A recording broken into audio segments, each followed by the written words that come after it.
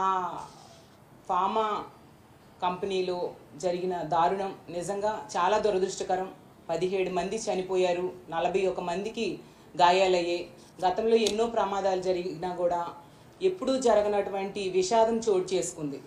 కానీ ఈ విషాదంలో ఆ బాధితులకి ప్రాణాలు కాపాడడంలో కానీ, అలాగే క్షతగాత్రుల్ని అంబులెన్సుల్లో తీసుకెళ్లడంలో కానీ, ఆ కంపెనీ యాజమాన్యం మీద చర్యలు తీసుకోవడంలో కానీ ఈ రాష్ట్ర ప్రభుత్వం పూర్తిగా విఫలమైంది. అలాగే తీసుకుంటే చంద్రబాబు నాయుడు గారైనా, మంత్రులైనా, స్థానిక మంత్రి అయినా, అలాగే ఎంపీ ఎమ్మెల్యేలు అందరూ కూడా వాళ్ళకి అండగా నిలబడడంలో విఫలమయ్యారు.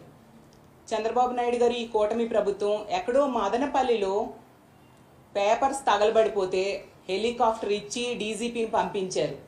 మరి 17 మంది ఎంత దారుణంగా యాక్సిడెంట్లో చనిపోయారు. ఏమి ఒక హెలికాప్టరో ఫ్లైటో వేసి హోంమంత్రి గారిని అలాగే డీజీపీ గారిని అక్కడికి పంపొచ్చు కదా, అలాంటి ఆలోచన రాలేదా? అంటే కాలిపోయిన పేపర్లకున్న విలువ 17 మంది ప్రాణాలకు లేదా? ఉత్తరాంధ్ర ప్రజల ప్రాణాలకు అంత విలువ లేదా అని నేను అడుగుతూ ఉన్నాను.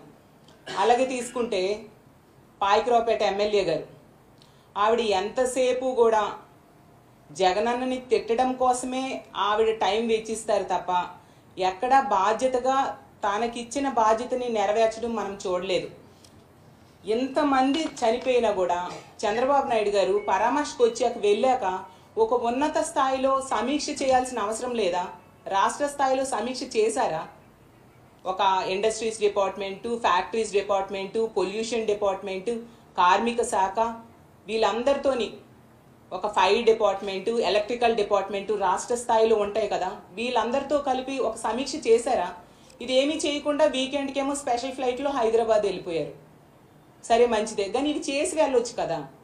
అంటే లెక్కలేనితనం, నెగ్లిజెన్సీ, ప్రజల ప్రాణాల మీద వాళ్ళకున్న నెగ్లిజెన్సీని తెలియజేస్తూ ఉంది.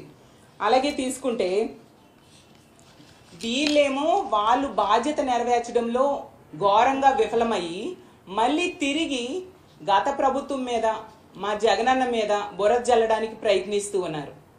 దాన్ని చూసి ప్రజలు అసహించుకుంటూ ఉన్నారు. పాయకరావుపేట ఎమ్మెల్యే గారు అయితే మరీ దారుణంగా మాజీ ముఖ్యమంత్రి గారిని పట్టుకొని చాలా చులకనగా మాట్లాడుతూ ఉన్నారు. అసలు ఆవిడ అలా తిట్టినంత మాత్రాన జగన్ గారికి ఉన్న విలువ ఏమాత్రం తగ్గదు. ఆకాశం మీద ఉమ్మేస్తే మన మీదే పడుతుంది.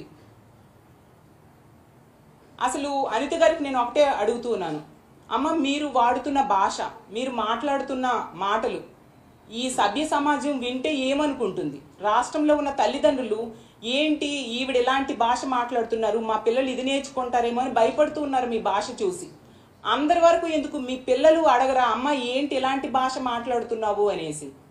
రేపొద్దున పిల్లలు అదే భాష మాట్లాడితే తప్పు అని మీరు చెప్పగలరా? చెప్తే అమ్మ నువ్వు మాట్లాడిన మాటలే కదా మేము మాట్లాడుతున్నామని అనరా? ఇదేనా మీరు ఫ్యూచర్ జనరేషన్స్కి ఇస్తున్న సందేశం అని నేను అడుగుతూ ఉన్నాను. అలాగే తీసుకుంటే సీఎం గారిని పట్టుకొని, అరే నువ్వు సీఎం ఏంటి, సీఎంనే కదా మనోడు ఏంటది? అసలు ఆ సంబోధన ఏంటి, ఆ సంస్కారమా ఏంటి? ఇంత సంస్కారహీనంగా మీరు బిహేవ్ చేస్తున్నారు. ఇది నిజంగా చాలా దురదృష్టకరం. ఒక మహిళ అయ్యుండి ఇలాంటి మాటలు మాట్లాడడం మహిళా లోకానికే సిగ్గుచేటు. మీ ముందు హోమ్ మినిస్టర్గా ఎంతోమంది చేశారు, అలాగే రకరకాల మంత్రి పదవులు చాలామంది చేశారు, చీఫ్ మినిస్టర్స్ చేశారు, అలాగే ఎమ్మెల్యేలుగా, ఎంపీలుగా చాలామంది ప్రజాప్రతినిధులుగా ఉన్నారు. కానీ ఎవ్వరూ కూడా ఎంత దారుణమైన భాష, ఎంత సంస్కారహీనంగా మాట్లాడిన సంఘటనలు మనం చూడలేదు.